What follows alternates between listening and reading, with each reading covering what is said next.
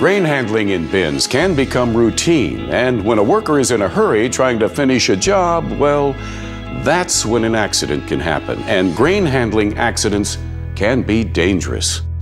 Every year, people who enter grain bins are engulfed and trapped in grain.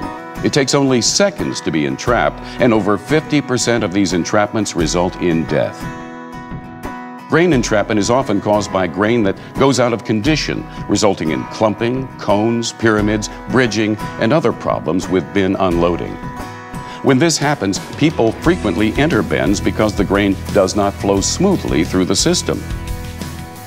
Grain that has formed bridges or cliffs may collapse on a person, sometimes completely covering the person. People in bins may also get pulled under by flowing grain.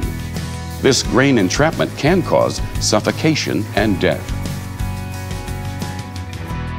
The stakeholders are farmers and farm families, grain elevator owners and workers, emergency services personnel, and the local community, all of whom may be affected by the social and economic consequences of these incidents.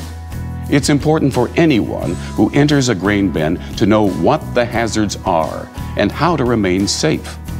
The Grain Handling Safety Coalition has training modules available to help train workers in grain bin safety, including the module on grain bin entry. This training emphasizes that grain must be dried sufficiently and cooled properly if it's to remain in good condition while in storage. Always lock out and tag out all equipment before anyone enters a grain bin. Make sure everyone is properly trained and they follow all grain bin entry procedures.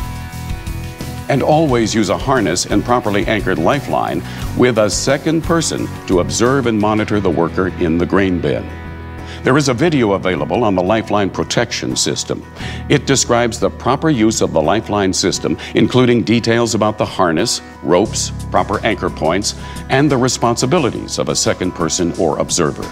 In addition to grain bin safety, the Grain Handling Safety Coalition also has training modules on entanglement hazards, fall hazards, characteristics of confined spaces, and youth curriculum for agricultural instructors.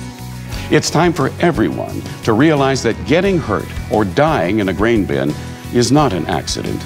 It's the result of not identifying the hazards and not taking the appropriate precautions. Remember, proper training, use of an effective lifeline system, and adherence to grain bin entry procedures, including lockout, tagout, will greatly reduce the number of fatalities in grain bins. More information about the Grain Handling Safety Coalition, their training modules, and the Lifeline video is available at grainsafety.org. Grain augers can be very dangerous if not used properly. Due to the nature of their active moving components, the hydraulics, winches, and the auger itself, it will always pose a threat of serious injury if you are not careful in its use and maintenance. Stay clear of the auger when it is operating.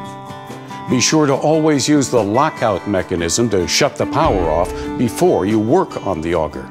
And be sure to tag out as well so others can see that someone is in the bins. The number of grain bin fatalities can be greatly reduced if farmers and their workers get proper training and follow grain bin safety procedures.